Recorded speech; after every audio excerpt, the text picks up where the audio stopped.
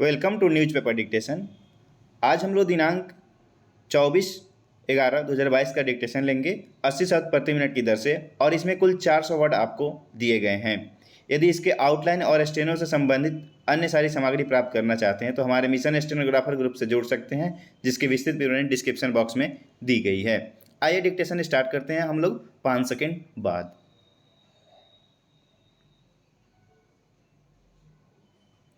Start. चुनाव आयोग की स्वायत्तता पर अगर देश के सर्वोच्च न्यायालय की निगाह गई है तो यह सुखद और स्वागत योग्य है। सुप्रीम कोर्ट ने चुनाव आयोग के क्रियाकलापों पर बड़े सवाल उठाए हैं, जिन पर आने वाले दिनों में चर्चा बढ़ना तय है। सर्वोच्च न्यायालय की गंभीरता का अंदाज़ा इस बात से लगता है कि न्यायालय ने केंद्र सरकार से चुनाव आयोग में अरुण गोयल की नियुक्ति के दस्तावेज पेश करने को कहा है।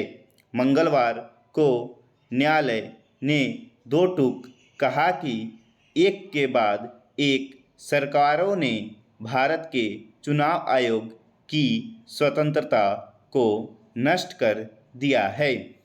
1996 में किसी भी मुख्य चुनाव आयुक्त को चुनाव आयोग के प्रमुख के रूप में पूरे 6 साल का कार्यकाल नहीं मिला है। लगे हाथ 5 न्यायमूर्तियों की संवैधानिक पीठ ने खेद जताया है कि चुनाव आयुक्तों की नियुक्ति के लिए यथोचित कानून के अभाव में एक खतरनाक प्रवृत्ति सामने आई है। यह अच्छी बात है कि सर्वोच्च न्यायालय ने किसी एक राजनीतिक दल को निशाना नहीं बनाया है। चुनाव आयुक्तों को चुनने संबंधित सवाल पर संविधान की चुप्पी का सभी राजनीतिक दलों ने सत्ता में रहते हुए लाभ उठाया है। न्यायमूर्ति के.एम. जोसेफ की अगुवाई वाली पीठ ने बहुत विस्तार से चुनाव आयोग की परेशानियों को देखा है। टी.एन. सेशन 1990 और 1996 के बीच 6 साल मुख्य चुनाव आयुक्त रहे थे। उसके बाद गिरावट तब शुरू हुई जब किसी भी चुनाव आयुक्त को पूर्ण कार्यकाल नहीं दिया गया। सरकार को अच्छे से पता है कि वह क्या कर रही है। जब वह किसी को नियुक्त करती है तब उसे पता रहता है कि नियुक्त होने वाले की जन्मतिथि क्या है। सरकार अगर चाहे तो आसानी से किसी ऐसे आयुक्त को नियुक्त कर सकती है जो पूरे 6 साल तक आयोग में सेवा देने में सक्षम हो, लेकिन ऐसा नहीं हो पा रहा है।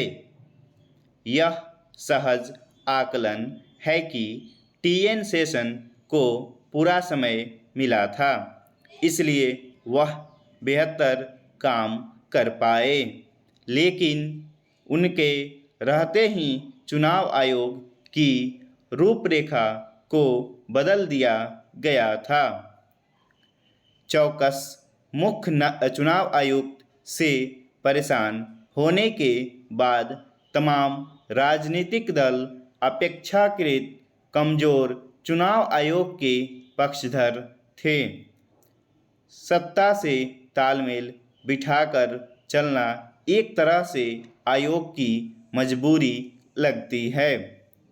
आलोचना करते हुए भी सुप्रीम कोर्ट ने जैसी शालीनता का परिचय दिया है वह काबिले तारीफ है। पीठ का इशारा देखिए, हम ऐसा नहीं कह रहे हैं, लेकिन ऐसा लग रहा है। स्टॉप।